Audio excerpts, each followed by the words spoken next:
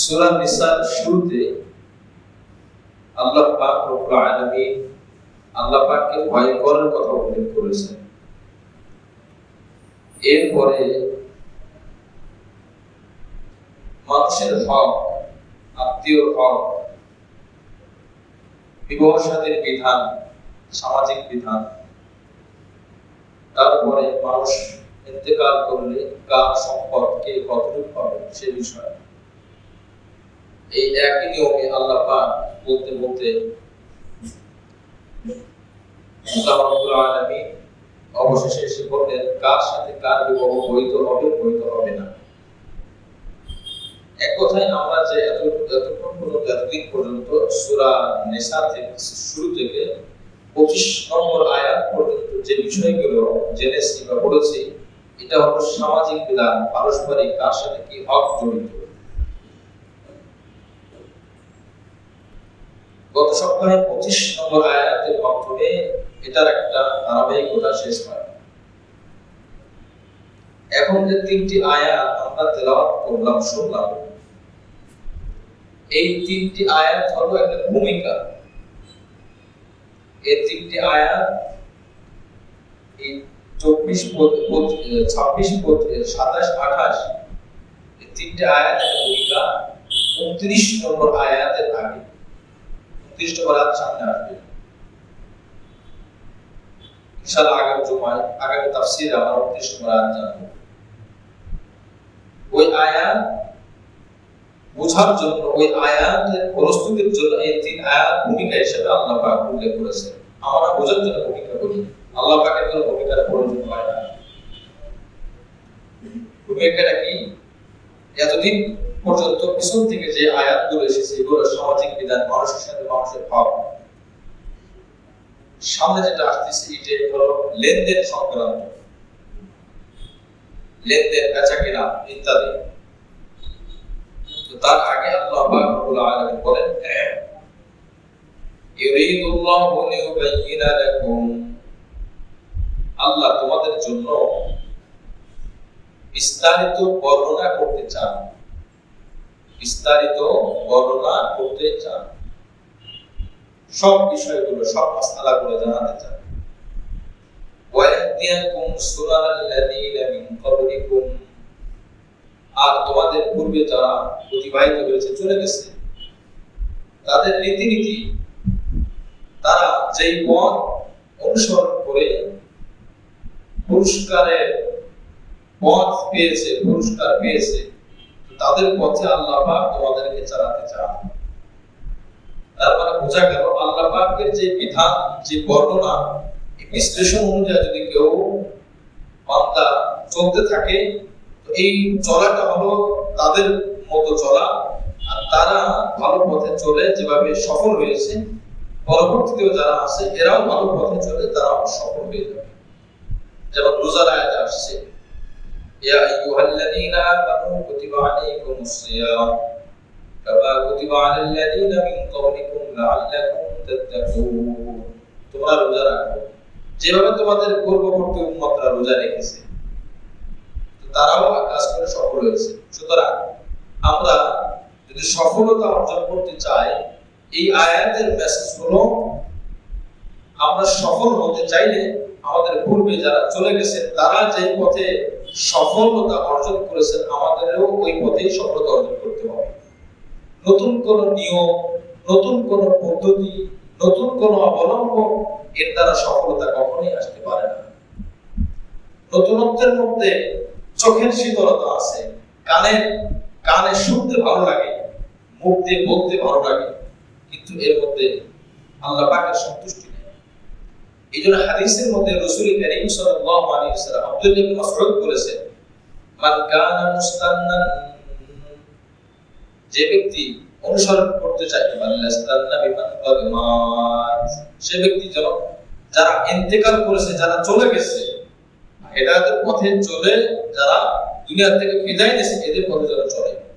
ফাইন্নাল হাইয়া লা ইউমানু আনিল ফিতনা, কারণ যারা জীবিত আছে এরা ফিতনা থেকে মুক্ত নয়। যে কোনো সময় যে কোনো ফিতনার মধ্যে পড়ে যেতে পারে, যে কোনো ফিতনার মধ্যে। কি বলেন, আমরা কি এই আস্থা রেখে চলি যে আমি মৃত্যু পর্যন্ত পাক্কা ইমানদার থাকবো, এই বিশ্বাস আছে, এই ভরসা আছে নিজের উপরে? নাই।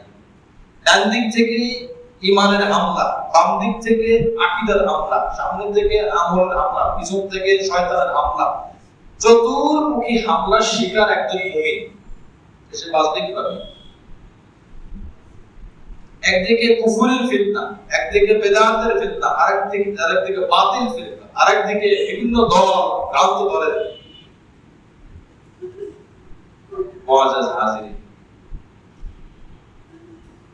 গত শনিবারে সরকারি উদ্যানে যে একটা সমাবেশ গেছে কাদিয়ানীদের বিরুদ্ধে, তারা কাফের, যেহেতু আখিরের নবীর ব্যাপারে তাদের আকীদা ভুল, এই জন্য তারা কাফের। এই যে পার্থক্য, এটা কোনো মাযহাবগত পার্থক্য না, এরা রাফিজি এরা খারেজি, এটা কোনো ওয়াহাবিয়া সুন্নিগত কোনো পার্থক্য না, এটা মুসলিম আর নন মুসলিমের পার্থক্য, মুসলিম আর অমুসলিমের পার্থক্য। এটা এমন না যে এক মুসলিমের মধ্যে যে বিভিন্ন ফিরকা, না, তারা তো মুসলিমই না, তো ফিরকা তো প্রশ্নই আসে না। আমাদের দেশে যে আমির, তার কাছে জিজ্ঞাসা করা হয়েছিল আপনাদের প্রতিক্রিয়া কি, আপনাদের ব্যাপারে যেভাবে সবাই বলতেছে কাফের না, আপনাদের এদের জবাব কি? তখন উনি সুন্দরভাবে ঠান্ডা মাথায় বলতেছে যে এই সমাবেশটাই প্রমাণ করে যে আমরা সত্য এবং হকের উপর আছি, আমরা সত্য, জোরে বলে নাউজুবিল্লাহ। খুব খেয়াল করার কথাটা, কারণ নবীজি বলেছেন সব দল মিলে যাদেরকে কাফের বলে, যাদেরকে গোমরা বলে, তারাই হকের উপর আছে। ওনার যুক্তি হলো যে সব ইসলামী দল যারা আছে তারা সবাই মিলে আমাদেরকে কাফের বলতেছে, তো বোঝা গেল আমরাই হকের উপর আছি। কথাটা খেয়াল করেন, সে যে বললো সব ইসলামী দল মিলে, তো ইসলামী দল কি কোন মুসলিমকে কাফের বলবে? তার জবান দিয়ে কিন্তু বের হয়েছে কথাটা। সব ইসলামী দল মিলে যদি বলে যে এরা কাফের, তো এটাই প্রমাণ করে নবীর হাদিস যে আসলে আমরাই মুসলিম, কারণ নবীর হাদিস বলছে সবাই মিলে যাদেরকে গোমরা বলবে তারাই আসলে হকের উপর আছে। আচ্ছা, এই যুক্তিটা যদি এক মিনিটের জন্য মেনে নেওয়া হয়, এবার আসেন পৃথিবীর সমস্ত মুসলিম এই ব্যাপারে একমত কিনা যে আবু জাহেল কাফের না মুসলিম? আবু জাহেল কাফের হওয়ার ব্যাপারে পৃথিবীর কোন মুসলমানের দ্বিমত আছে? এখন আবু জাহেল কবর থেকে দাঁড়িয়ে যদি বলে আমি যে আসলে মুসলিম, এটার বাস্তব প্রমাণ হলো পৃথিবীর সমস্ত মানুষ আমি আবু জাহেল আমাকে কাফের বলে, সুতরাং আমি মুসলমান। এটা কি পাগলামি না? বলেন, সব মুসলমান মিলে আমাকে কাফের বলে, তার মানে আমি মুসলমান। আবু জাহেলের এই যুক্তি যেমন খোলা যুক্তি, পাগলামি যুক্তি, কাদিয়ানীর ওই নেতা যে তারও ওই যুক্তি খোলা যুক্তি, পাগলামি যুক্তি। গোলাম আহমদ কাদিয়ানী এই প্রথম দাবি করছেন মুজাদ্দিদ, সংস্কারকারী। এরপরে দাবি করছে সে ইমাম মাহাদি। তো ভাই, ইমাম মাহাদির পরিচয় কি? হাদিসের থেকেও তো আমরা জানবো ইমাম মাহাদি নবীর বংশে, নবীর হাসান রাদিয়াল্লাহু আনহু। এরপরে উনি দুনিয়াতে আসবেন, তওয়াফ করবেন, এসে তওয়াফ অবস্থায় মানুষটাকে চিনবেন। এটা হলো বিশুদ্ধ হাদিস তার পরিচয়। গোলাম আহমদ কাদিয়ানী জীবনত মক্কায় গোসল খাওয়ার জন্য যায় না। হাদিসের ভাষ্য অনুযায়ী যদি গোলাম আহমদ কাদিয়ানীকে মাহদি বলতে হয়, যে একবারের জন্য তো তওয়াফ করতে যাওয়া লাগে, তো সে তো কখনো তওয়াফ করতে যায়নি। এখন আমরা কার কথায় তাকে মাহদি মানবো? ব্যাস, এটাও বাদ। কিছুদিন পরে সে দাবি করলো আমি ঈসা মসিহ, আমি ঈসা মসিহ। একই ব্যক্তি, প্রথমে মুজাদ্দিদ, এরপরে মাহদি, এরপরে ঈসা। একই ব্যক্তি, একই ব্যক্তিকে এটা হওয়া সম্ভব করে? হাদিসের মধ্যে কি একই ব্যক্তির কথা আছে? সর্বশেষ বুড়া বয়সে, এই যে একটা কথা আছে, বেহুরতিতে ধরে মনে একটা কথা আছে, বুড়া বয়সে দাবি করছে, আর অনুসারে যখন বেশি হয়েছে এখন দাবি করছে আমি আল্লাহ পাক আমাকে নবুয়ত দিয়েছে। উনি শেষ নবী, কিন্তু ওনার কিছু ছায়া কিছু চিহ্ন রয়ে গেছে, ওই চিহ্ন পরিপূর্ণ করার জন্য আল্লাহ আমাকে নবুয়ত দান করছে। জোরে করে নাউজুবিল্লাহ। যদি তাদের সম্পর্কে কোনো অস্পষ্ট ধারণা আসে তাহলে পড়ালেখা করলে বুঝতে পারবেন, তারা আপনাকে গোমরাহ করার চেষ্টা করবে বিভিন্ন ভাবে। তাদের গ্রন্থের মধ্যে এই কথা আছে স্পষ্ট, তারা হযরত ঈসা আলাইহিস সালামকে যে শরীরে চড়ানো হয়েছে এটা তাদের আকীদা বিশ্বাস। বলে কোরআনে কোথায় আছে? তারা বলে হ্যাঁ আছে, কোরআনে আছে। কোরআনে তো স্পষ্ট আছে 6 নম্বর পারা, ওমা কাতালুহু ওমা সালাবুহু, তাকে হত্যাও করা হয়নি, তাকে শরীরেও চড়ানো হয়নি। আল্লাহু ইলাইহি, আল্লাহ পাক তার কাছে তুলে নিয়েছে। কোরআন বলে যে ঈসা আলাইহিস সালামকে শরীরে চড়ানো হয়েছে। কোরআন বিরোধী কথা। এরপরে যখন জিজ্ঞাসা করা হয় তখন সে বলে আসলে এখানে আরো অনেক ব্যাখ্যা আছে, আসেন আমাদের কাছে। আমাদের দেশে মান্ডা একটা বড় প্রতিষ্ঠান আছে, ওখানকার মুফতি জুবাইর সাহেব খুব ভালো মানুষ, ভদ্র মানুষ, আলেম মানুষ। উনি বিভিন্ন জায়গায় দাওয়াতের কাজে যান। উনি ঘটনা শোনাইলেন কোন এক জায়গায় এক মসজিদে উনি নামাজ পড়লেন, নামাজ পড়ে ওনার কাছে কেমন যেন মনে হলো। উনি বললেন যে ভাই এই মসজিদটা এরকম কেন, নাম আহমদিয়া মুসলিম জামাত। উনি নিজেকে মানে মূর্খ ভাব ভেবে মূর্খতার পরিচয় দিয়ে কথা বলতেছে যে আমি কিছু জানি মুসলিম, আহমদিয়া মুসলিম জামাত মানে বলে তো আমরা একটা স্পেশাল মুসলিম এই জন্য নামটা একটু বেশি, যার যত ডিগ্রি বেশি, যার যত নাম উপনাম বেশি, তার তত সম্মান তত বেশি। তো হুজুর বললেন যে ঠিক আছে এখানে আমরা মক্তব চালু করি, কোরআন শেখার, বাচ্চারা কোরআন শিখবে। বলে না না না, এখানে এই ব্যবস্থা নাই, এখানে আমরা ভিন্নভাবে শিখি। কি শিখি? তো ইমাম সাহেবের সাথে পরিচয় করাই দিন আমাকে। ইমাম সাহেবের কাছে নেওয়া হলো, বললেন ঠিক আছে কি কি ইসলাম ভাই বলেন তো। আর উনি বলেন যে হযরত আমাদের নেতা মির্জা গোলাম আহমদ কাদিয়ানী, ওনার 1838 বা 39 সালে জন্ম, ওনার পরিচয় দেওয়া শুরু করছে। এক পর্যায়ে বলতেছে যে হযরত ঈসা আলাইহিস সালামকে আপনার শরীরে চড়ানো হয়েছে, হত্যা করা হয়েছে। তখন হুজুর বলতেছে মুফতি জুবাইর সাহেব যে আমি তো জানি যে কোরআনে আসছে ওনাকে হত্যাও করা হয় নাই, ওনাকে শরীরেও চড়ানো হয় নাই, যে প্রমাণ কোথায়? বলে না কোরআনে আছে। পরে কোরআন আনা হয়েছে, এরপরে দেখানো হয়েছে, অনুবাদে এটা আছে। বলে না অনুবাদ না, ব্যাখ্যা থেকে আপনি গেলে পাবেন। হুজুর বলতেছে ভাই অনুবাদ আগে না ব্যাখ্যা আগে? স্পষ্টভাবে তো বলা আছে হত্যা করা হয়নি, শরীরেও চড়ানো হয়নি, কোনটা আগে? বলে না এটা লিসান আরব, একটা আরবি অভিধান, ওইটার মধ্যে আছে। বলছে আপনি ওইটা কি জীবনে দেখছেন? বলে না আমি দেখিনি। তো দেখেন আপনি বললেন কিভাবে যে ওইটার মধ্যে আছে? ওর ফোন দিয়েছে কোন জায়গায়, ফোন দেওয়ার পরে সব ঘটনা খুলে বলছে, বলার পরে যেই কাদিয়ানী ইমাম ফোন দিয়েছে তার মূল হেড অফিসে, ওখান থেকে ধমক দিচ্ছে না তুমি বোঝানো শোনা সবার সাথে তর্ক করতে যাও কেন, তোমরা কথা বলতে পারবো না কিছু না, শুধু নিজেদের সম্মান নষ্ট করো। যখন এই ধমকটা দিচ্ছে কাদিয়ানী ইমাম, মোবাইলে লাউড স্পিকার আছে, আশপাশে যারা মুসল্লি ছিল এরা সবাই শুনতেছে আর আসতেছে। আমার ভাই সব দিক থেকে ফিতনার বেড়াজালে আমরা আবদ্ধ হয়ে আছি। বিভিন্ন পর্যায়ের মানুষ নিজে গোমরাহ হয়ে অপরকে গোমরাহ করতেছে। রাসূল কারীম সাল্লাল্লাহু আলাইহি ওয়াসাল্লাম, বুখারী শরীফের হাদিস, রাসূল কারীম সাল্লাল্লাহু আলাইহি ওয়াসাল্লাম বলেছেন, বুখারী শরীফের 100 নম্বর হাদিস, ইন্নাল্লাহা লা ইয়াকবিদুল ইলমা ইনতিজাআন ইয়ানতাজি'ুহু মিনাল ইবাদ। আল্লাহ পাক জ্ঞান এটা উঠিয়ে নেবেন। কিভাবে উঠিয়ে নেবেন? সব এনে এই যে কোরআন এটা উপরে উঠিয়ে নেবেন এরকম না, এমন না।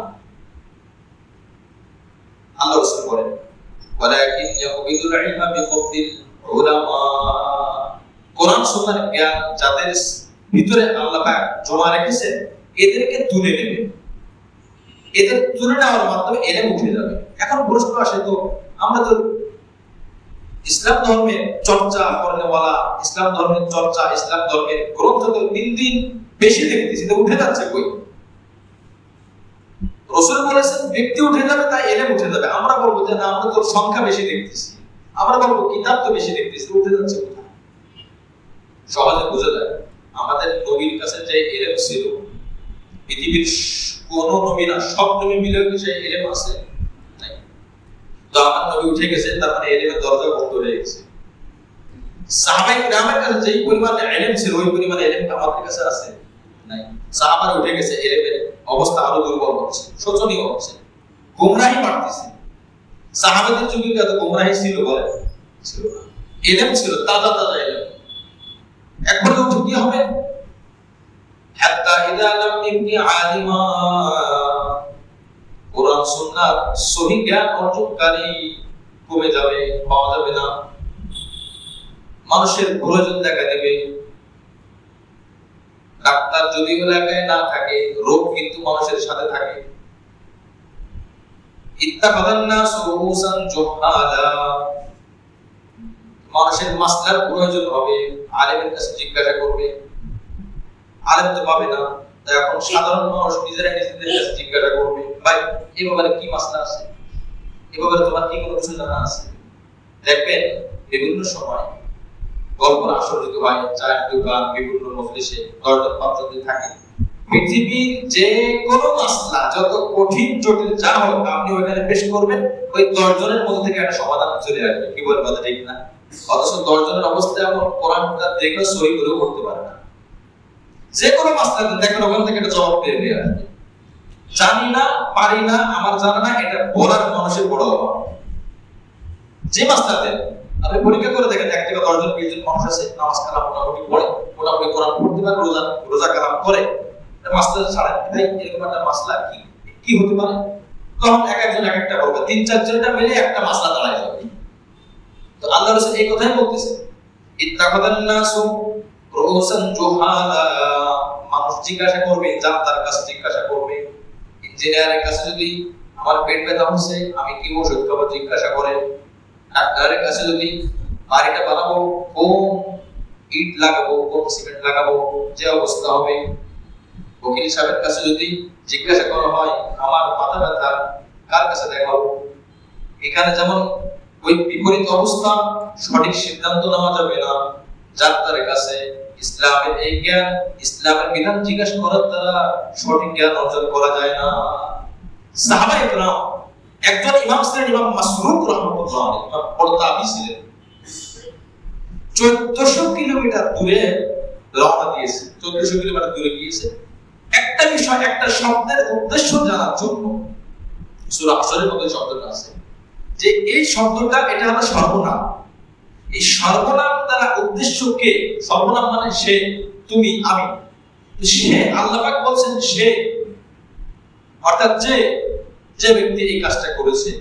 এখন এই যে ব্যক্তি, এটা কোন ব্যক্তি, এটা জানার জন্য 1400 কিলোমিটার দূরে পাড়ি দিয়ে তার কাছে গেছে, জিজ্ঞাসা করছে, আমি জানি আপনি এই আয়াতের ব্যাখ্যা আপনার কাছে জানা আছে, আমি আপনার কাছে জানতে আসছি। বলে 1400 কিলোমিটার দূর পাড়ি দিয়ে এই একটা শব্দের জন্য আসছে। বলে 1400 না, 14000 কিলোমিটার দূরে যদি যেতে হতো, তারপরেও আমি এই একটা শব্দ সহিভাবে শেখার জন্য আপনার কাছেই আসতাম। সুবহানাল্লাহ। আর 1400 দূরের কথা, 14 মিনিট আমাদের কাছে সময়, যাত্রার কাছে জিজ্ঞাসা করি, আর যে কেউ উত্তর দিয়ে দেয়, জানলেও উত্তর দেয়, না জানলেও উত্তর। এখনকার বড় সমস্যা হলো আমি জানি, আমি পারি, এটাই বড় ক্রেডিট। অথচ একটা সময় পর্যন্ত আলেমদের কাছে জিজ্ঞাসা করার পরে আমি জানি না, একটু বলে জানাই, আমার জানা নাই, এটাই হলো বড় সম্মানের বিষয় ছিল। আমি জানবো না, এটাই স্বাভাবিক। জানাটা অস্বাভাবিক। সবকিছু আমি জানবো না, এটাই স্বাভাবিক। কিছু কিছু আমি জানবো, ম্যাক্সিমাম আমি জানবো না। এছাড়া আমার ভাই আল্লাহ রাসূল সাল্লাল্লাহু আলাইহি ওয়াসাল্লাম বলেছেন, প্রথম মানুষের কাছে জিজ্ঞাসা করবে, ফাসুইলু, জিজ্ঞেস করা হলো। একজন মানুষ মূর্খ, জুহাল, জাহেল, আরবি বাংলা মূর্খ, জানে না, জিজ্ঞাসা করা হয়েছে, ফাসুইলু ফাআফতাউ বিগাইরি ইলমিন, না জেনে ফতোয়া দিয়েছে। আচ্ছা, একটা মানুষ যদি না জেনে কোনো চিকিৎসা দেয়, কোনো ওষুধ দেয়, ওটা কি ভুল হওয়ার সম্ভাবনা আছে? ভুল হবে। তো না জেনে ফতোয়া দিলেও তো ভুল হবে। ফাআফতাউ, ফতোয়া দিল বিগাইরি ইলমিন, ইলম ছাড়া। ফদল্লু আদল্লু, যে ব্যক্তি ফতোয়া দিল সে নিজেও গোমরাহ হলো, আর যাকে ফতোয়া দিল সেও গোমরাহ হয়ে গেল। অর্থাৎ প্রশ্নকারী আর যে প্রশ্ন, যার কাছে প্রশ্ন করা হয়েছে, দুজনেই গোমরাহ। রাসূল বলে যে প্রশ্ন করার উদ্দেশ্য তো ছিল সহি পথে চলা, কিন্তু প্রশ্ন করে দুজনেই গোমরাহ হয়ে গেছে। আমার ভাই, এই জন্য যার তার কাছ থেকে, যে কোনো কিতাব থেকে কিতাব একটা পাইলাম, সুন্দর পরিচাল, ব্যাস আমি পড়া শুরু করলাম না। বহুত বই আছে, বহুত বই আছে, বহুত ভুল। বিজ্ঞ ব্যক্তির লেখা না, অনভিজ্ঞ ব্যক্তির লেখা। আমি গতকালকে 4 নম্বর মসজিদে ঈশান নামাজের পর থেকে 2 ঘন্টা বসা ছিলাম। মাওলানা আবুল বাশার মোহাম্মদ সাইফুল ইসলাম সাহেব তাফসীর তাওজিহুল কোরআন লিখেছেন 3 খণ্ডে, বাংলা পাওয়া যাবে, সুন্দর অনুবাদ, সংক্ষিপ্ত তাফসীর বোঝার জন্য। উনি বক্তব্যের মধ্যে এক কথা বলতেছিলেন, আমাদের দেশের একজন ডাক্তার আছে, ডাক্তার মতিউর রহমান, কিডনি বিশেষজ্ঞ। ওনার কথা আমি নিজেও আগে আপনাদেরকে বলেছি। উনি অনেক বই লিখেছেন ইসলামিক, উনি অনেক বই লিখেছেন। উনি অনেক বই লিখে ওই হুজুর বলতেছেন, আমি তার সব বইগুলো পড়ে বলছি আর আমি ওনার থেকে শুনে বলতেছি। আমি সব বই তার পড়ি না, বাকি কিছু কিছু পড়ছি, তার বক্তব্য আমি শুনছি। ইসলামটাকে চরমভাবে বিকৃত করে ইসলামের যে মূল মূল বিষয়গুলো সবগুলো বরবাদ করে দিয়েছে। বিস্তারিত আমার জানা না। ডাক্তার মতিউর রহমান কিডনি বিশেষজ্ঞ, সার্চ দিলে পাবেন মোবাইল। আচ্ছা, এবার আসুন কি বলছে। উনি একটা ফতোয়া দিয়েছে, কোরআন শরীফ যদি কেউ অনুবাদ না বুঝে পড়ে, কোরআনে কারীমের অনুবাদ না বুঝে শুধু দেখে পড়তে পারে কিন্তু অনুবাদ জানে না, না বুঝে যদি পড়ে, তাহলে এটা হবে সবথেকে বড় শিরক। জোরে করে নাউজুবিল্লাহ। আমাদের দেশে বাংলাভাষী, ইন্ডিয়াতে উর্দু ভাষী, হিন্দি ভাষী, পাকিস্তানে উর্দু ভাষা, আরো যত দেশে মুসলিম আছে আরবি ছাড়া, সবাই কি গণহারে অনুবাদ জানে? তাহলে এরা নামাজ পড়তেছে, কোরআন পড়তেছে, উনি বলতেছে যে সবথেকে বড় শিরক। অথচ কোরআনে আল্লাহ পাক বলছেন আল্লাহর সাথে শিরক করা, শিরক সাব্যস্ত করা, এটা সবথেকে বড় শিরক।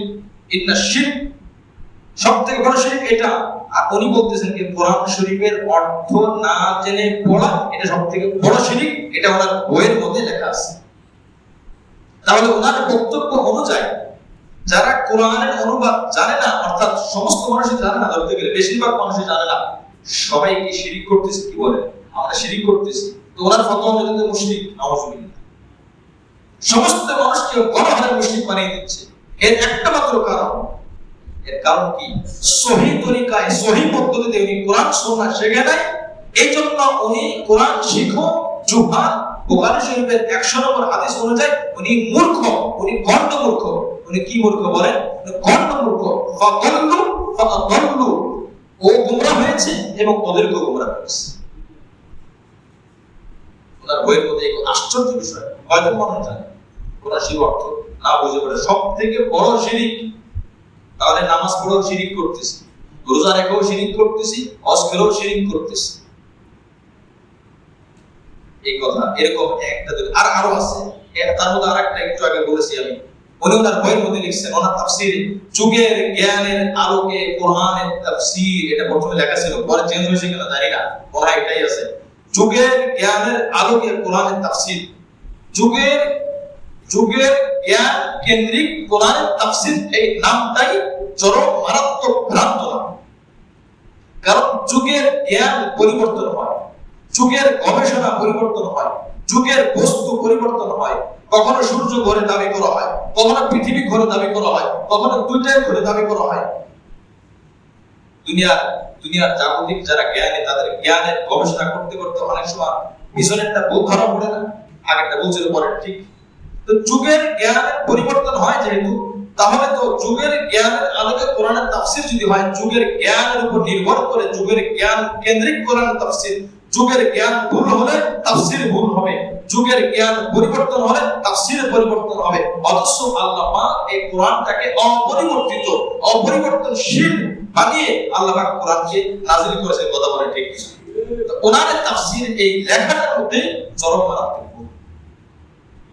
অথচ তাদেরকে কারা অনুসরণ করতেছে? ইহুদি, নাসারা, খ্রিস্টান, আমার আপনার মতো মুসলমান, আমার আপনার মতো মুসলমান। অনুবাদ পড়লেই হয় না, তাফসীর পড়লেই হয় না। আল্লাহ পাক কোরআনে বলছেন, ইউদিল্লু বিহি কাসীরা ওয়া ইয়াহদি বিহি কাসীরা।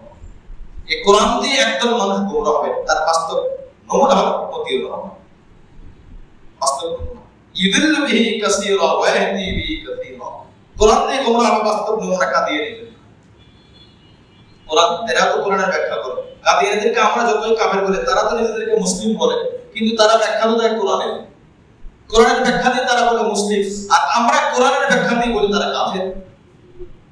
ইদুল্লু বিহি কাসীরা ওয়া ইয়াহদি বিহি কাসীরা। এজন্য আমার ভাই, আমাদের দায়িত্ব, আমাদের কর্তব্য। আমার ঈমান এত সহজ না।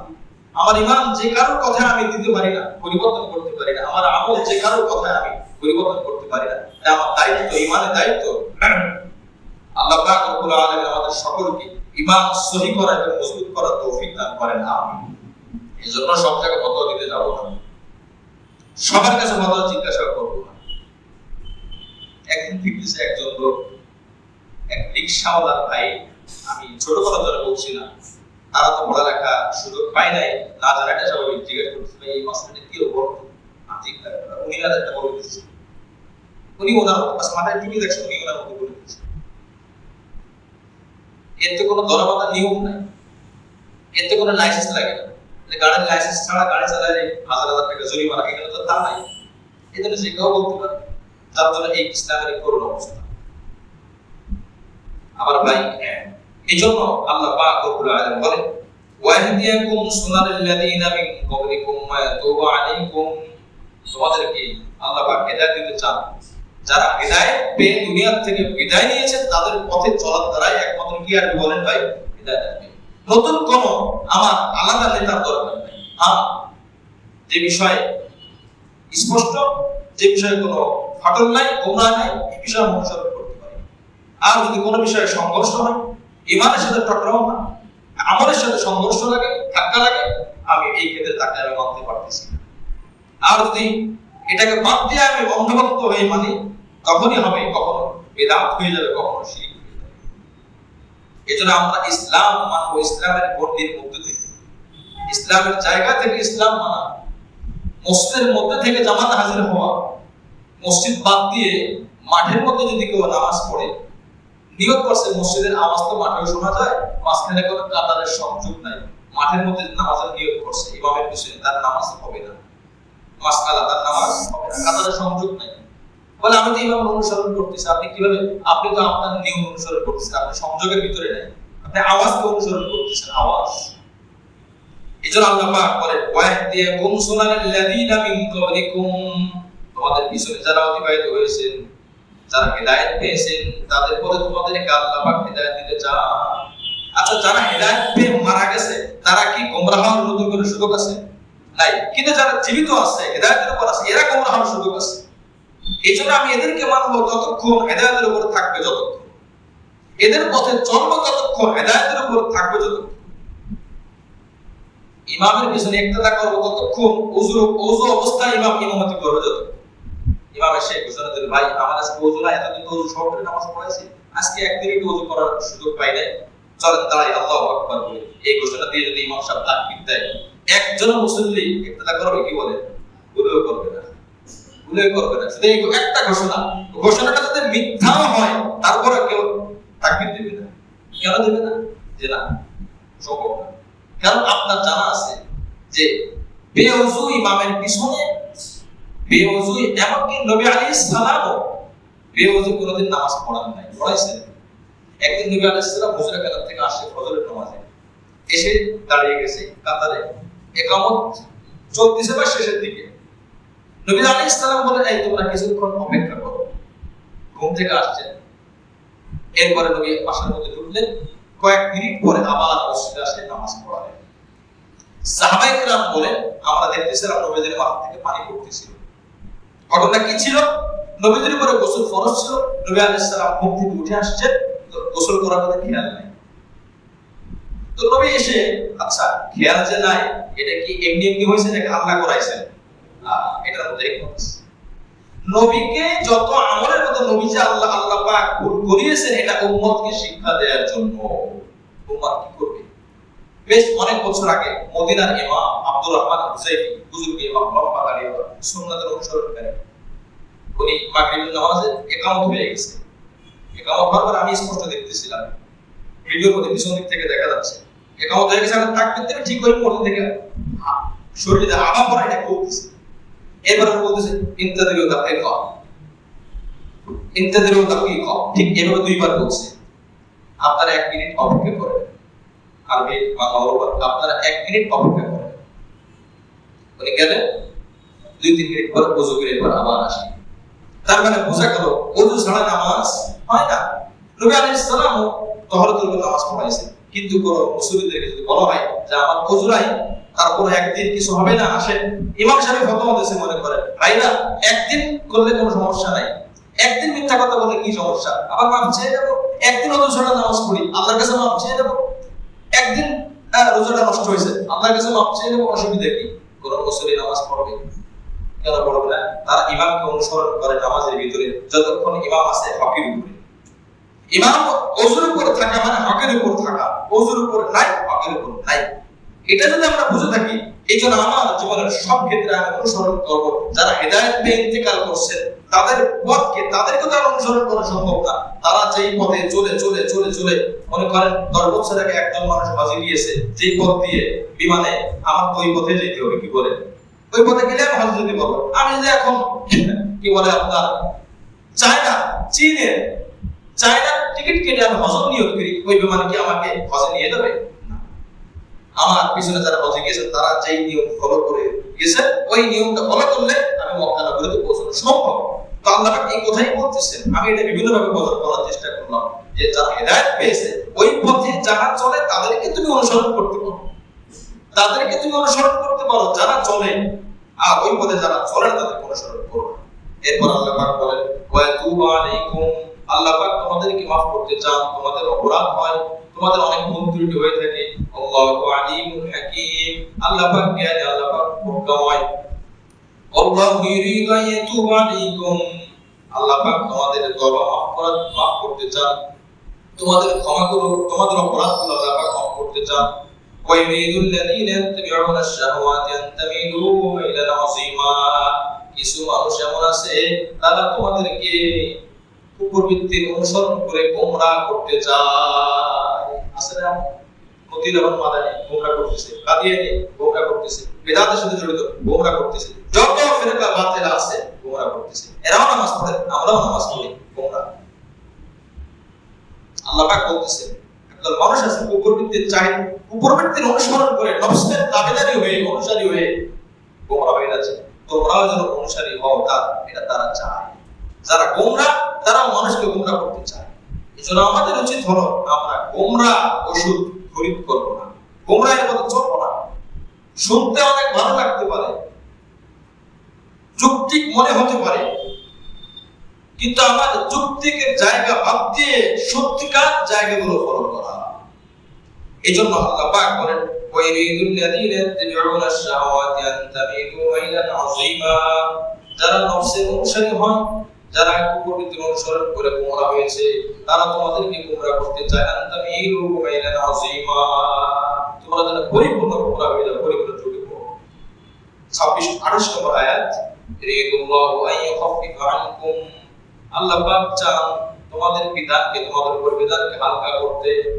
মাথা তুমি দাঁড়িয়ে নামাজ পড়তে পারো না, ফজরে বসে নামাজ পড়ো, ফজরে বসে পড়তে পারো না, শুয়ে নামাজ পড়ো, শুয়েও পারো না, ইশারায় নামাজ পড়ো। এরপর তুমি পারলে না বা বেহুশ থাকলে তোমার উপর নামাজ মাফ, সুবহানাল্লাহ। হালকা করতে চান, সহজ করতে চান।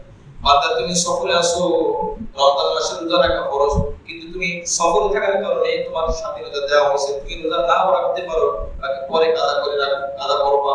সফর রাখলে বেশি সওয়াব, না রাখলে গুনাহ নাই, তবে পরে রাখতে হবে। বান্দা আমি তোমাকে হালকা করলাম, সফরে 4 রাকাত নামাজের জায়গা 2 রাকাত নামাজ দিয়ে দিলাম। সুন্নাত না পড়লে কোনো সমস্যা নেই, কোনো অসুবিধা নাই, পড়লে ভালো সুযোগ পাইলে পড়া পড়ে নেব, না পড়লে কোনো সমস্যা নাই। বান্দা তোমার উপরে কুরবানির টাকা নাই, তোমার উপরে আমি আল্লাহ কুরবানি ওয়াজিব করি নাই, তোমার কাছে সেই পরিমাণ সম্পদ নাই, আমি তোমাকে বলি নাই ঋণ করে তারপরে তুমি হজে চলে আসো, তোমার উপরে টাকা, তোমার কাছে টাকা নাই, আমি বলি নাই তুমি যাকাত দাও, কিবার বলছে এই কাজ। বান্দার সাধ্যের বাইরে একটা বিধানও করে নেই, কিন্তু আমরা না বুঝে অনেক সময় সহজ করে ফেলি। আমাদের সহজ করার অধিকার আছে বলেন, আল্লাহ পাক যে নিয়ম বলছে ওই নিয়ম আবার করতে হবে। ইরিদুল্লাহু আন ইউখাফফিফা আনকুম, আল্লাহ পাক তোমাদের বিধানকে সহজ করতে চান, অপরিকল ইনসানু দাঈফা, আর তার কারণ হলো মানুষকে আল্লাহ পাক দুর্বল অবস্থায় সৃষ্টি করেছেন, দুর্বল বানিয়ে সৃষ্টি করেছেন। মানুষ অনেক দুর্বল, মানুষ অনেক দুর্বল, প্রচন্ড দুর্বল, মানুষ বহুত দুর্বল। একটা মুরগির বাচ্চাও দুনিয়াতে আসার পরে সাথে সাথে সে ঠোকর মেরে মেরে নিজে খাইতে পারে।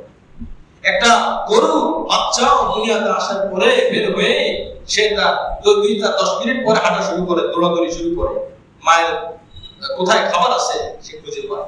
একটা হাঁসের বাচ্চা ডিম থেকে বের হয়ে আপনি পানিতে ছেড়ে দেন, সাথে সাথে সে সাঁতরাই যেতে পারে। অথচ শুধু ডুবে যাওয়ার কথা ছিল। এই সাঁতরানো শিখাই লোকে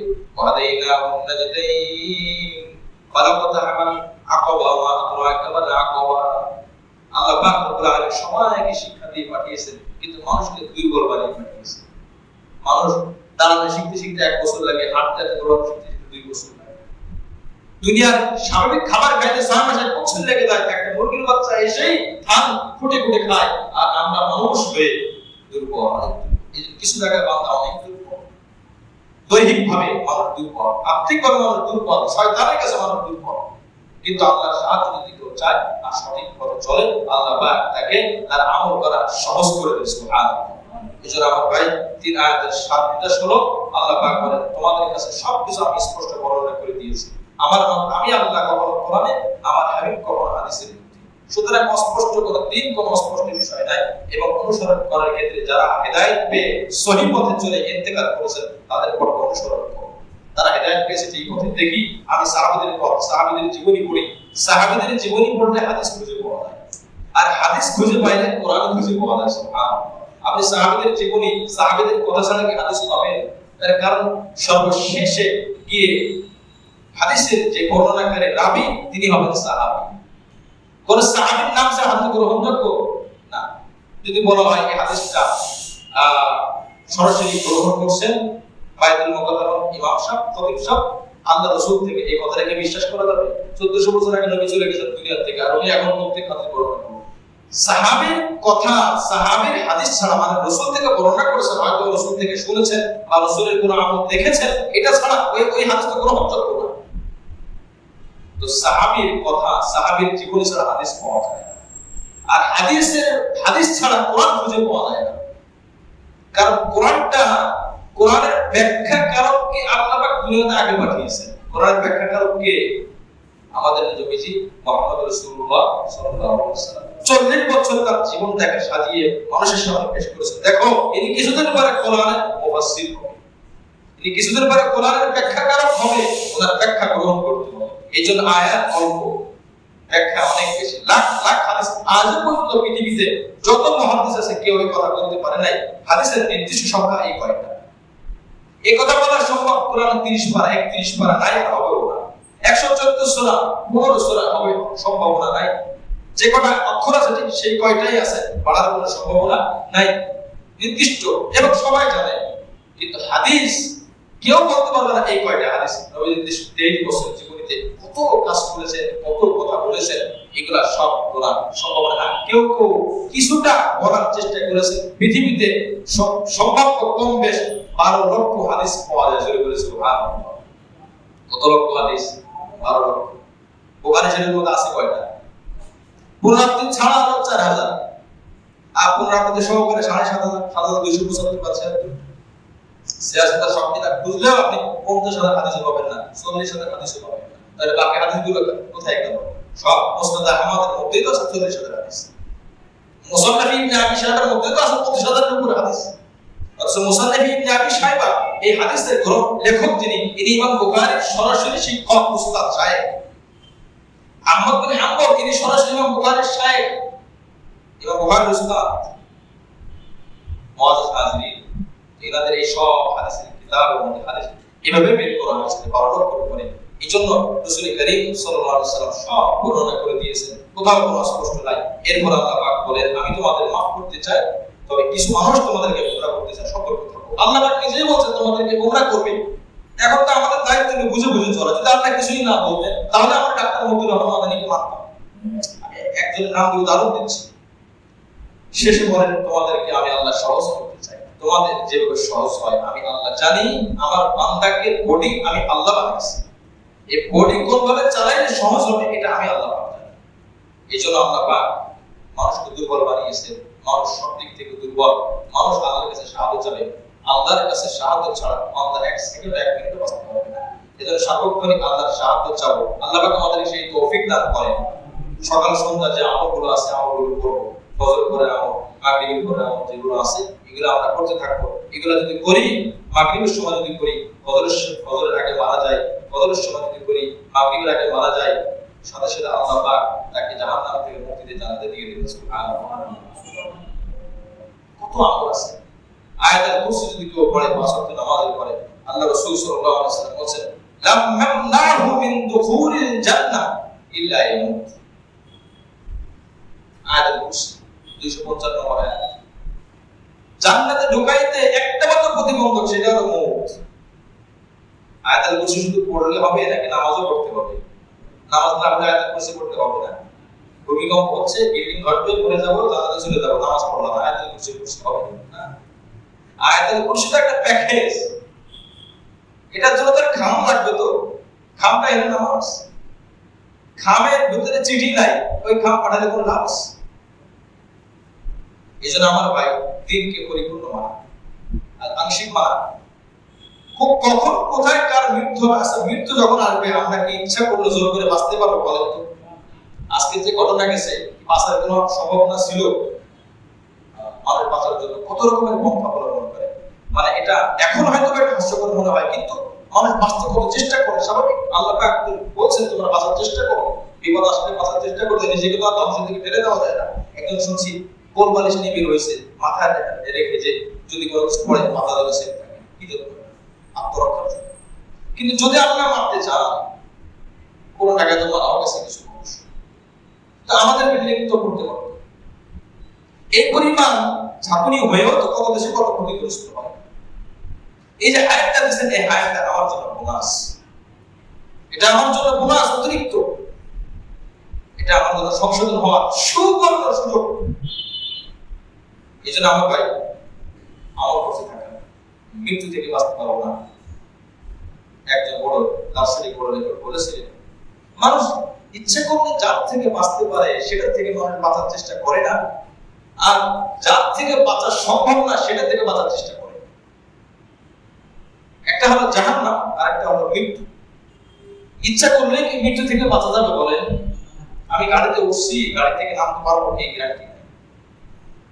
মরার 1 সেকেন্ড 2 সেকেন্ড আগেও আমি জানতে পারবো না, তাহলে মৃত্যু থেকে বাঁচতে পারবো না। কিন্তু এই মৃত্যু থেকে বাঁচার বহু চেষ্টা করি আমরা, ভালো কথা।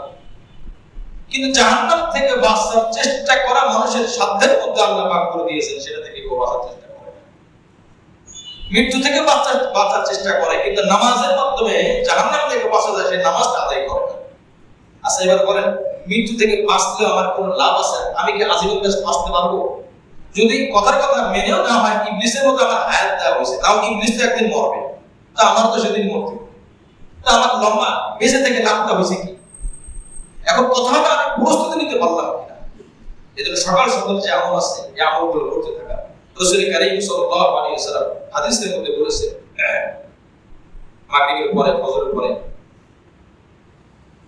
সাইয়্যিদুল ইস্তিগফার, আল্লাহুম্মা, আমরা এটা পড়ি, আল্লাহুম্মা আনতা রাব্বি লা ইলাহা ইল্লা আনতা খালাকতানি ওয়া আনা আবদুক ওয়া আনা আলা আহদিকা ওয়া ওয়া'দিকা মাস্তাতা'তু আউযু বিকা মিন শাররি মা সানা'তু আবু'ু লাকা বিনি'মাতিকা আলাইয়া ওয়া আবু'ু বিযামবি ফাগফিরলি ফাইন্নাহু লা ইয়াগফিরুজ যুনুবা ইল্লা আনতা। যদি 1 সপ্তাহ লাগে 1 সপ্তাহ লাগাবো, যদি 1 মাস লাগে 1 মাস লাগাবো, 2 মাস লাগে 2 মাস লাগাবো, 1 লাইন 1 সপ্তাহ করে মুখস্থ করব, 6 লাইন যদি এই দোয়াটা হয় 6 সপ্তাহ পরে এটা মুখস্থ হয়ে যাবে। কত বড় বড় দোয়া আমাদের মুখস্থ আছে না? দোয়াই গুরুত্বের থেকে ছোটরা বড়। اللهم إنا نستعينك ونستغفرك ونؤمن بك ونتوكل عليك ونثني عليك الخير ونشكرك ولا نكفرك ونخلع ونترك من يفتنك. اللهم إياك نعبد ولك نصلي ونسجد وإليك نسعى ونحفظ ونرجو رحمتك ونخشى عذابك إن عذابك ফারিগুন আমি তাড়াতাড়ি বসছি। এই সায়াদুল ইস্তিগফার থেকে দোয়া করে বড় বড় এটা আমাদের সবারই মোটামুটি মুখস্থ আছে, কি বলে কথা ঠিক না? এটা মুখস্থ করা অসম্ভব না। আমরা জানেন শয়তানের নেক্সট ধোকা দেয়, আরে এটা কঠিন, এটা অনেক বড়, এটা সব কিছু কাজ লাগে না। এই যে কথা, এই কথায় কথায় কথায় কথায় এখানে দাঁড়িয়ে উঠে গেছে, এই কথায় কথায় এই কাঁচা দাঁড়িয়ে পেকে গেছে, আজ মতো দোয়া করে মুখস্থ করতে পারলাম না। কত ধরনের আমল, কত ধরনের জিনিস আমাদের মুখস্থ আছে, কত কিছু, কত কবিতা, কত ছন্দ, কত গদ্য, কত গল্প, কত কিছু মুখস্থ আছে। আর চেষ্টা করো যদি কেউ সায়াদুল ইস্তিগফার মাগরিবে পড়ে, যদি কেউ সায়াদুল ইস্তিগফার ফজরের পরে পড়ে, বুখারী শরীফ, মুসলিম শরীফ সব হাদিসের কিতাবের মধ্যে পাওয়া যায়। আল্লাহ রাসূল বলেন ইয়াকিনের সাথে, ঈমানের সাথে যদি কেউ এই ইস্তিগফার পড়ে আর রাতে মারা যায় অথবা দিনে মারা যায়, সরাসরি আল্লাহ পাক তাকে মাফ করে জান্নাতে দিয়ে দেবেন। সুবহানাল্লাহ। তাহলে বোঝা গেল বিপদ থেকে বাঁচতে পারবো না দুনিয়া, কিন্তু যদি চাই যে জাহান্নাম থেকে বাঁচার সেই ব্যবস্থা, সেই চিকিৎসা আমাদের আল্লাহ পাক দিয়েছেন। রাতে বুখারী শরীফ, আবু দাউদ শরীফের মধ্যে আসছে মা মিন মুসলিমিন ইয়াবিতু আলা যিকরিন দাইমান ফায়াতাআমু মিনাল লাইলি ফায়াসতাগফিরুল্লাহ খায়রান মিনাদ দুনিয়া ওয়াল আখিরাহ ইল্লা আ'তাহু ইয়্যাহু। যদি কোনো ব্যক্তি ঘুমের আগে ওযু করে, ওযু অবস্থায় ঘুমায় এবং ওযু করে জিকির করতে করতে ঘুমায়, ঘুম থেকে ওঠার পরে তার জিকির ছিল, তার পবিত্রতা ছিল, পবিত্র শরীর পবিত্র, জিকির মাধ্যমে জবান পবিত্র, এই অবস্থায় তার ঘুম হয়ে গেছে, তার মানে পবিত্র অবস্থায় ঘুমাইছে। এখন ঘুম থেকে ওঠার পরে আল্লাহ রাসূল বলেন, ঘুম থেকে উঠে সকালবেলায় ফায়াসতাগফিরুল্লাহ খায়রান মিনাদ দুনিয়া ওয়াল আখিরাহ, আল্লাহর পাকের কাছে আখিরাতের যা চাইবে, দুনিয়ার যা চাইবে আল্লাহ পাক তাই দিয়ে দিবেন। সুবহানাল্লাহ। তাহলে কোন আমল কিন্তু এখানে পাইলাম না আমরা। জিকির, কোন জিকির? যে কোনো জিকির করুন, সুবহানাল্লাহ, আলহামদুলিল্লাহ, লা ইলাহা ইল্লাল্লাহ। আমার ভাই বিপদ যখন আসে আমি হুজুর করে আমার কোনো ভয় লাগে না, তা না।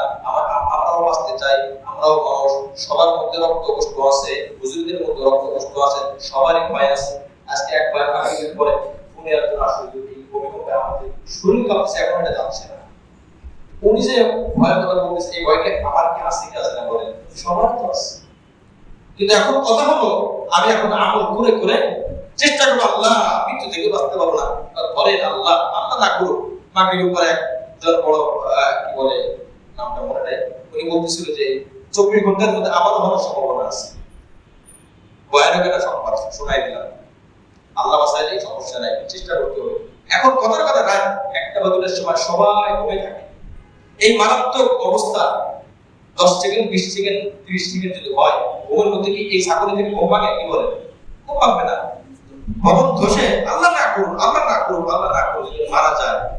এই আমলগুলো যদি কেউ করে মারা যায়, হাদিসের মধ্যে রাসূল কারীম সাল্লাল্লাহু আলাইহি ওয়াসাল্লাম স্পষ্ট বলেছেন, এই আমলগুলো করে যদি কেউ মারা যায়, সে কেমন যেন নিষ্পাপ অবস্থায় দুনিয়াতে যেমন আসে, ওই অবস্থায় দুনিয়া থেকে বিদায় নেবে। সুবহানাল্লাহ। ওই অবস্থায় সে বিদায় নেবে। এজন্য আমার ভাই, আল্লাহ রাসূল সাল্লাল্লাহু আলাইহি ওয়াসাল্লাম যে আমল করে দিয়েছে, আরেকটা আমলটা আমরা যদি সম্ভব হয় করব।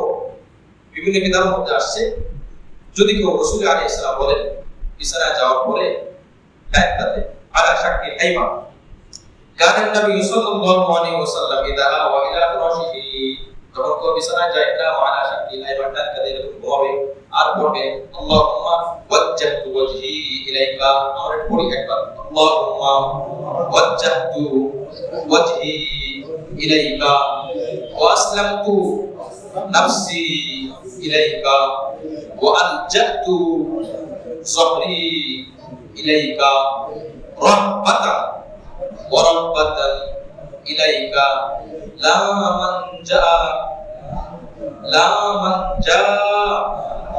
ওয়া লা মানজা মিনকা ইল্লা ইলাইকা আমানতু বিকিতাবিকাল্লাযী আনজালতা ওয়া নাবিয়্যিকা আল্লাযী আরসালতা। এটা দোয়া, এত বড় দোয়া পড়ালে ধীরে ধীরে পড়ছি, 2বার হয়েছে পড়া, আপনারা পড়ছেন, আমি পড়ছি, এদিকে এত বড় মনে হয়েছে। এক এক মাসে এক একটা দোয়াকে টার্গেট নেওয়া যায় কিনা বলেন? এই দোয়াগুলো যে সবগুলোতে আমাদের মুখস্থ তা না। অনেক সময় অনেকে ধোকায় পড়ে এই জন্য হুজুরের ধরে পড়ছে সব মুখস্থ না, সবার সঙ্গে মুখস্থ না, সবারই মুখস্থ করতে হয়। কোরআন শরীফ তো দুনিয়াতে আসার পরে মুখস্থ ছিল, এগুলো পড়তে হয়েছে না, আবার এখন ইয়াদ রাখার জন্য তিলাওয়াত করা লাগে। সবার চেষ্টা করতে হবে, হয়তো কারোর কম কারোর বেশি, তো যার বেশি হবে তার তো হুজুরের তো বেশি হবে, সে একটু কম করো কিন্তু অল্প অল্প করে করতে থাকো। এই দোয়াটা যদি কেউ পড়ে, রাসূল বলেন ফামান ক্বালাহুন্না ফি লাইলাতিন, রাতের মধ্যে যে ব্যক্তি এই কথা বলে এই দোয়া পড়ে ঘুমাবে, সুম্মা মাতা, এরপরে যদি মারা যায়, মা তাআলাল ফিতরা, সে নিষ্পাপ অবস্থায় তার মৃত্যু হলো। সুবহানাল্লাহ। আমার আগুনে কোন মৃত্যু হোক, পানিতে ডুবে মৃত্যু হোক, কখন দেশে মৃত্যু হোক, আমি এগুলো ঠেকাইতে পারবো না। বিপদ আমি ঠেকাইতে পারবো না, একমাত্র কে বাঁচাবেন? আল্লাহ পাক বাঁচাবেন। তবে জাহান্নাম থেকে বাঁচার যে মাধ্যমগুলো আল্লাহ রাসূল বলেন, আত-দুআউ সিলাহুল মুমিন, দোয়া হলো বান্দার মুমিনের অস্ত্র, তার অস্ত্র। এটার দ্বারা মানুষ অনেক কিছু পরিবর্তন করতে পারে। আল্লাহ পাক দোয়ার দ্বারা তাকদীরে মুবরম যেটা আছে, আরেকটা আছে মুআল্লাক, তাকদীর মুআল্লাক অনেক সময় দোয়া দ্বারা পরিবর্তন হয়ে যায়। তার নসিবে আছে, যদি বান্দা এই দোয়াটা পড়ে তাহলে এই বিপদটা আসবে না, যদি না পড়ে তো এই বিপদটা আসবে, এটাও তাকদীর। তো বান্দা পড়ে নাই, নিয়ম অনুযায়ী তাকদীর অনুযায়ী বাস বিপদ ঘটে গেছে। বান্দা পড়েছে, নিয়ম অনুযায়ী বাস তার তাকদীর। হাদিসের মধ্যে আসছে, বান্দা দান করলে, আত্মীয় স্বজনের প্রতি খেয়াল করলে, ইয়াজিদু উমরুহু, আল্লাহ পাক ইয়াজিদু উমরুহু, তার হায়াত বেড়ে যায়। এবার প্রশ্ন হলো, হাদিসে বলা হয়েছে হায়াত বেড়ে যায়, কোরআনেও আছে, হাদিসেও আছে, বহুত জায়গা আছে যে হায়াত তো আসলে বাড়ে না। তো রাসূল যে বললেন, এটা দুই ব্যাখ্যা। এক নম্বর ব্যাখ্যা হলো, হায়াত বাড়ার অর্থ হলো তার জীবনের বরকতটা বেড়ে যাবে। সুবহানাল্লাহ। এই 40 বছরে যেই পরিমাণ আমল করতো, আল্লাহ পাক তার বরকত বাড়িয়ে এই 40 বছরে তার 50 বছর আমল করার তৌফিক দান করবে। সুবহানাল্লাহ। এটা আমাদের অর্থ। আর এক অর্থ হলো, এটাও তাকদীরে আল্লাহ পাক, এটা আল্লাহ পাকের ইলমে আছে। বান্দা যদি আমল করে তো তার হায়াত এই পর্যন্ত, আর আমল যদি না করে তো তার হায়াত এই পর্যন্ত। দেখা গেছে বান্দা আমল করে নাই তো হায়াত এই পর্যন্ত, এটাও আজারে মুসাম্মা। বান্দা আমল করেছে, আজারে মুসাম্মা। ওই তাকদীরে মায়ের পেটে থাকা অবস্থায় যে লেখা হয়েছে, ওই সময়টা লেখা হয়েছে, আল্লাহ জানে, বিধায় লিখে দিয়েছে। বান্দা যেহেতু আমল করবে, আমি আল্লাহ জানি, ফেরেশতা লিখে রাখে এই পর্যন্ত তার হায়াত। আল্লাহ বান্দা, আমি আল্লাহ জানি আমার জ্ঞান অনুযায়ী ও পড়বে না, তো পড়বে না যেহেতু, তাহলে তার এই পর্যন্ত আমি হায়াত দিব না, অর্থাৎ এই 80 বছর, আর এই মনে করেন 40 বছর, এই 80 বছর পর্যন্ত আমি তাকে হায়াত দিব না। পড়বে না জানি, তাই তার 40 বছর, আবার পড়বে জানি, তাই তার 80 বছর। আমার জানা অনুযায়ী না, আমি তো জানা অনুযায়ী লিখছি, বান্দার আমল অনুযায়ী তার হায়াত পরিবর্তন হয়েছে। এটা এমন না যে দুনিয়াতে আসার পরে আবার নতুন করে সংস্কার হয়েছে, আইন সংশোধন হয়েছে, না, সব ওখান থেকে বরাদ্দ। এই জন্য আমার ভাই, এই আমলগুলো আমরা করবো। স্কুলের যে বিষয়গুলো আছে, হাসবিয়াল্লাহু লা ইলাহা ইল্লা হু আলাইহি তাওয়াক্কালতু ওয়া হুয়া রাব্বুল আরশিল আযীম। এরপরে 11:30 উস্তাদ, আমি আবুল ফিল করছি, এখানে কয়েকটা বয়ান করেছেন, উনি বলতেছেন গত কয়েক বছর আগে এই বাইকে ছিলেন, তো রাস্তার যখন বাইকটা একটা গাড়ি ওভারটেক করতেছে, ঠিক ওই দিক থেকে আরেকটা গাড়ি আসতেছে। যে ড্রাইভার যিনি সামনে বসেছিলেন, বাইক চালক, সে ব্যালেন্স রাখতে পারে না, তো গাড়ি একদিকে, ওনারা আরেকদিকে। তো হুজুর অ্যাক্সিডেন্টে পড়ে গেছে, বেহুশ। হুজুর বলতেছে যে এই অ্যাক্সিডেন্টের 3 দিন আগে আমি একটা পায়ে বড় রকমের আঘাত লাগছিল, খুব ব্যথা ছিল, আমি হাঁটতে পারতাম না ভালোভাবে, ঘুরিয়ে ঘুরিয়ে হাঁটতে হতো। তো অ্যাক্সিডেন্টের পরে আমার উঠানো হলো কোন থেকে কোন দিকে, আমি বাসায় ব্যবহার করি, আমি বাসায়, হুজুর আপনি চরম অ্যাক্সিডেন্ট করছেন, আপনার ড্রাইভার তো খুব পাটা ভেঙে অস্থির অবস্থা। তো হুজুর বলেন, আমার আলহামদুলিল্লাহ কিছু হয় নাই, কোনো সমস্যা হয় না, বরং 3 দিন আগে যে পায়ে ব্যথা ছিল, এই অ্যাক্সিডেন্টের কারণে এখন থেকে পা ব্যথা ভালো হয়ে গেছে। নিজের বর্ণনা, নিজের বর্ণনা। হিজতুল মুসলিম, হিজতুল মুসলিম, মানুষের যে দোয়া যে কি পরিমাণে কার্যকর ভাই, সহি সত্য বা করতে দিকে দোয়া করতে পারে, সারাদিন দোয়া।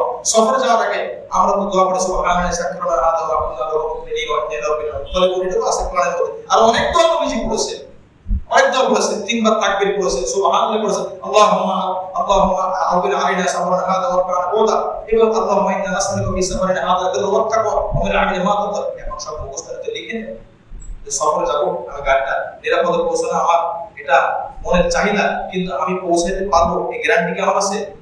কিন্তু আল্লাহ যদি পৌঁছান সম্ভব, তো বান্দার দায়িত্ব হয় এটা আল্লাহ। একজন পাইলট উনি বলতেছেন যে শত শত প্রকার সুইচ এখানে আছে, আমরা যখন বিমান চালাই, তো কোনটা যে ফেল করবে, কোন মুহূর্তে ফেল করবে পৃথিবীর কেউ জানে না। এই 6 ঘন্টা ফ্লাই করবো, 6 ঘন্টা 7 ঘন্টা, কোন একটা গুরুত্ব সম্পূর্ণ সুইচ যদি ফেল করে এই বিমান এই প্লেন আমাদের নিয়ন্ত্রণের বাইরে চলে যাবে, শত শত মানুষের জীবনটা অনিশ্চিত হয়ে যাবে। ফেল করবে কোনটা এটা কি কেউ বলতে পারে? এই ঘটনা শুনেছেন আমাদের দেশে একজন বড় বক্তা মুস্তাফা নবী কাসেমি গতবার হজ থেকে আসছে, তো পাইলটের সাথে ওনার কথা হচ্ছে, ককপিটে নিয়ে গেছে ওনাকে। এবারে বলতেছে হুজুর এখানে জানেন, বলতে হুজুর এখানে প্রায় 400 থেকে 500 বা তার থেকে আর বেশি আইটেম এখানে সুইচ আছে, বাটন আছে। কোন একটা যদি ফেল করে হুজুর আমি নিজেও জানি না, কিচ্ছু করার থাকবে না, কিছুই করার থাকবে না, একমাত্র আল্লাহ পাকে আমাদেরকে কুদরতি হাতে আমাদেরকে গজব করে। সুইচ এটা মাধ্যম মাত্র, এটা মাধ্যম মাত্র।